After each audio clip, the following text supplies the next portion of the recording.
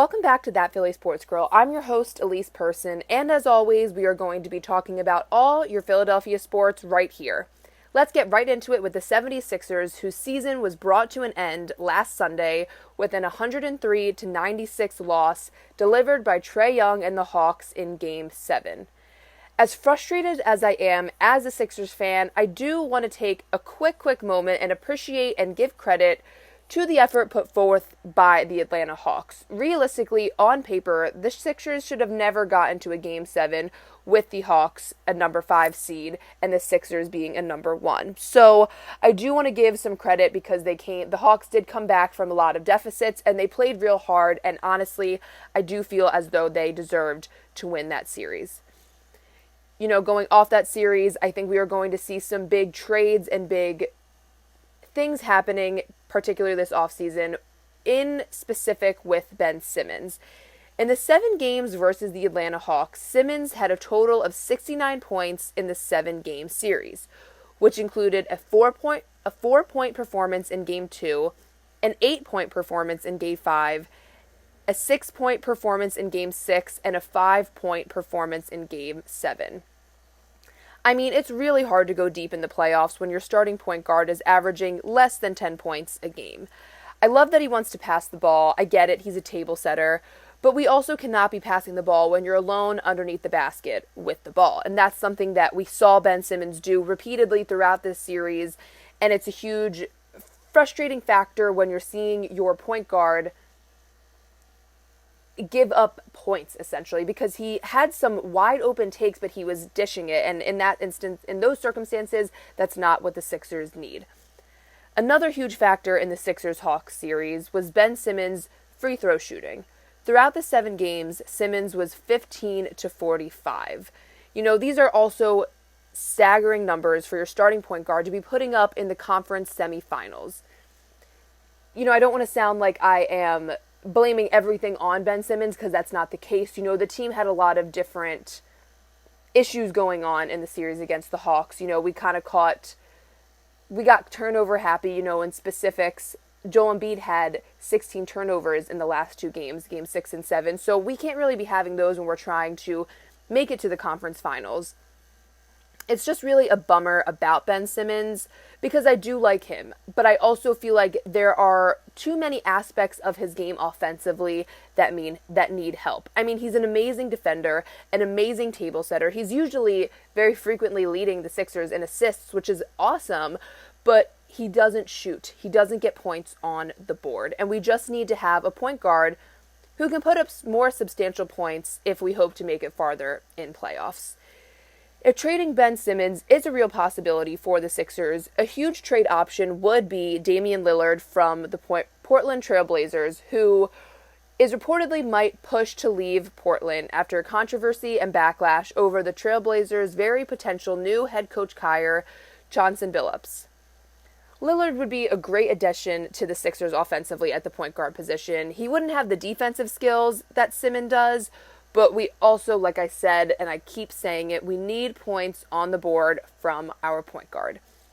The only major downside of trading Ben Simmons for Damian Lillard is that the Trailblazers would also most likely want some of our younger prospects, such as Tyrese Maxey, Matisse Thybulle, which I love these guys, and I don't want to see either of them go. So that's the only aspect of me that doesn't make this potential trade a no-brainer. I mean, we'll see how everything plays out. Nothing is set in stone as of right now, and no ball has gotten rolling with this potential trade, as we know. Pretty much just all talk and rumors as of right now, but this is something that we will definitely be keeping an eye out. Ben Simmons for Damian Lillard. Aside from trade and playoff basketball, there are some Sixers updates that have nothing to do with the players or trades or really basketball itself. Sixers CEO Scott O'Neil announced Wednesday morning that he will be stepping away from the organization to, quote, pursue new opportunities.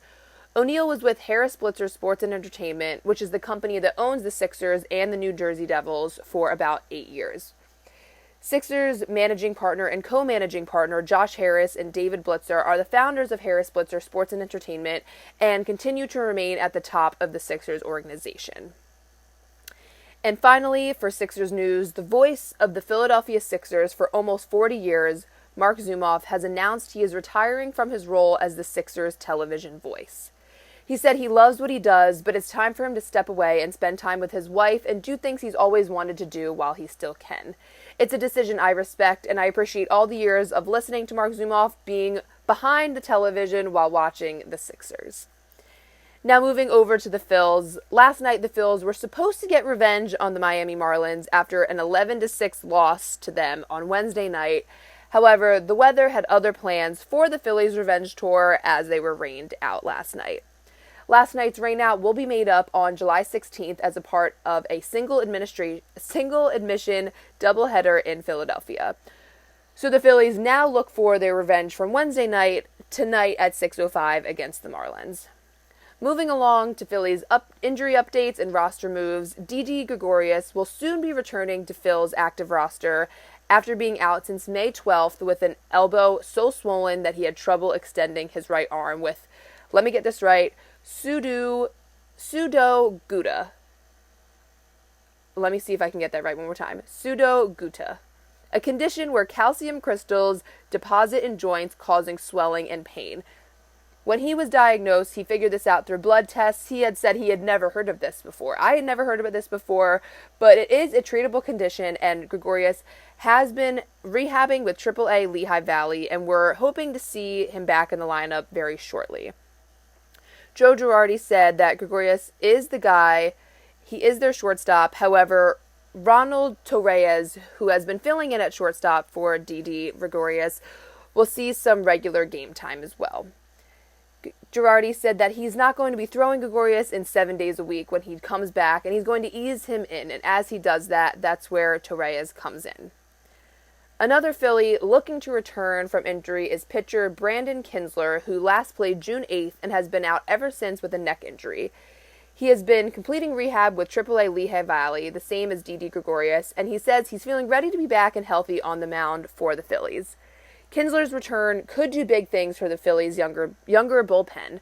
The bullpen has definitely had its struggles, including an 11-6 loss against the Marlins Wednesday night and a 12-4 loss to the Reds Monday night. When asked about the bullpen struggles, Kinsler said, "A healthy me would be really nice. I think my experience would definitely take a load off these guys. Just be myself. I don't need to be a hero. Just a healthy Kinsler as opposed to an effed up Kinsler." His return would definitely be helpful in the bullpen, as before his injury, he was one of the more valued relief pitchers. He made 5 appearances that lasted longer than an inning, and in these 5 games, he only gave up a single run. The Phillies bullpen currently has had a 7.34 ERA since June 20th, so we really can get any help we can take.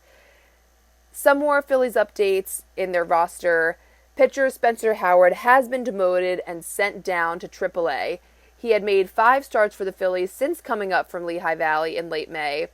In his starts, he averaged just over 3 innings per start and allowed 10 hits, 11 walks, and struck out 16 batters. Another roster update is second baseman Jean Segura was activated and back in the lineup Tuesday night against the Marlins after being out since June 16th with a groin injury. Tonight, the Phils take on the Marlins in their last game of this series, and the first pitch is scheduled for 6:05.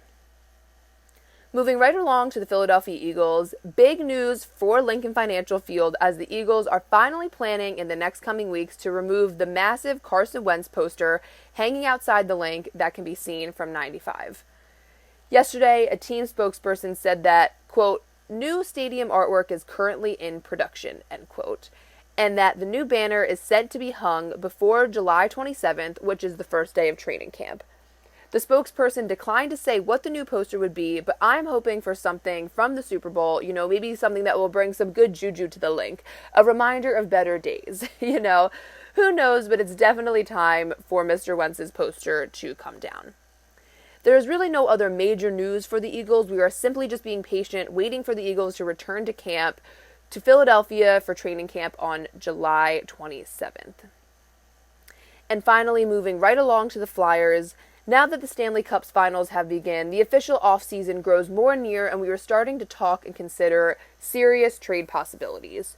One possibility for the Flyers would be defender Seth Jones from the Columbus Blue Jackets. The Flyers had their troubles everywhere on the ice, but the Flyers defense could definitely have used some help. The Flyers were last in the league in goals allowed per game, averaging 3.5 goals per game. Seth Jones is one of 5 defensemen that played in every game this season. This offseason, he is also considered one of the league's most targeted trade aspects, so this guy is definitely someone that the Flyers should be keeping an eye out for. Another pending free agent the Flyers should be keeping an eye out for once the Stanley Cup Finals come to a close is right wing Blake Coleman, who is currently competing for the Stanley Cup with the Tampa Bay Lightning. While Jones is a great option for the Flyers defensively, Coleman could come up big with helping the Flyers offense next season. This season alone, Coleman has had 14 goals and 17 assists. He has also had 2 20-goal seasons under his belt in 2019 and 2020. So we'll have to just wait it out until the finals are over to see any real movement or trade possibilities, but these are 2 guys to look out for this offseason for the Flyers. That's going to do it today for That Philly Sports Girl. Thank you so much for tuning in. I'm Elise Person, and we'll see you next week.